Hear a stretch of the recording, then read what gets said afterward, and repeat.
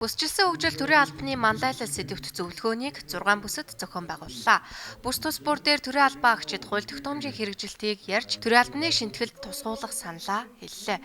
Хангаан бүсэд ч мөн төрийн албан агчийн сонгон шалгаруултыг тестээр биш хандлагыг харгалздаг байх, ажлын гүйцэтгэлээ шударгаар үнэлүүлдэг байх, төрийн албаны хуулийг бүхэлдэн шинжлэх бус сайжруулалт хийх шаардлагатай гэлээ.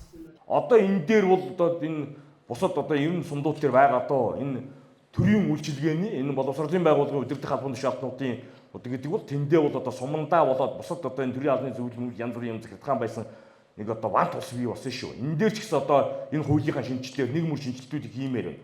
За төрийн хүмүүс ярьсан зөндөө олон асуудлууд бас давхцаж байна. Энэ сумын багийн засаг даргын томилгоотой холбоотой асуудлыг бол заавал одоо сонгуулийн хуулийн ч юм уу оруулаад ингэ өөрчлөх шаардлагатай байгаад байна. Би сумандаа 20 жил багийн дарга хийцээ 25 6 удаа хурлын төлөөлөгчөөр сонгогдсон гэд цээжид илдээд байгаа хүн бол мундагтаа сонгогдоогүй. Өөрийнх нь багт байгаа ах дүүгээрээ гарч ичээд байгаа байхгүй юу? 21 аймгийн төрийн албан агчдаас гаргаж буй давхарцсан саналыг нэгтгэж төрийн албаны зөвлөл, засгийн газрын хэрэг эрхлэх газар, улсын хурлын төрийн байгуулалтын байнгын хороо ажлын хэсэг гаргажээ. Энэ бол урт хугацаанд хийгдэх шинэтгэлд тусгагдана. За харин богино хугацаанд хийж болох өөрчлөлтийг төрийн албаны зөвлөл хэрэгжүүлж ажиллахаар төлөвлөжээ.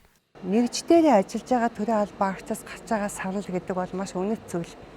Бид нар энийг бол хүлээж авч аль болохоор энэ шийдвэрийг нь энэ одоо хуулийг нь энэ одоо бусад одоо их зүйн бичиг баримтуудыг нь цэгцэлж өгнө. Нийслэлд хийх бүсийн зөвлөгөөнтэйгээ уялдуулаад бас дараагийн шийдвэрүүдийг бол гаргаад ингээд явнаа. Бүсийн зөвлөгөөнд төрийн албан агчийн ёс зүйн хууль тогтоомжийн хэрэглээ сэдвт хэлэлцүүлгийг багтаасан нь эерэг үр дүн үзүүллээ. 6 бүсэд хийгдсэн ёс зүйн хууль тогтоомжийн талаарх бүрэн ойлголт авсан хувь хэмжээ 90 гаруй хувьтай гарчээ. Тэгэхээр энэ юу гэсэн үг юм бэ гэхээр бид аль болох үйл ажиллагаа сургалтаа практик кейс дээр ажиллуулах, өөрсдийн оролцоонд тулгуурсан байдлаар асуудлыг шийдвэрлэх ийм төрлийн одоо сургалт үйл ажиллагааг илүү төлхөө зохион байгуулах шаардлагатай гэдэг нь харагдаж байгаа. Бүсчилсэн хөгжил төрийн албаны манлайлал сэдвт дараагийн зөвлөгөөн Улаанбаатар хотод болно.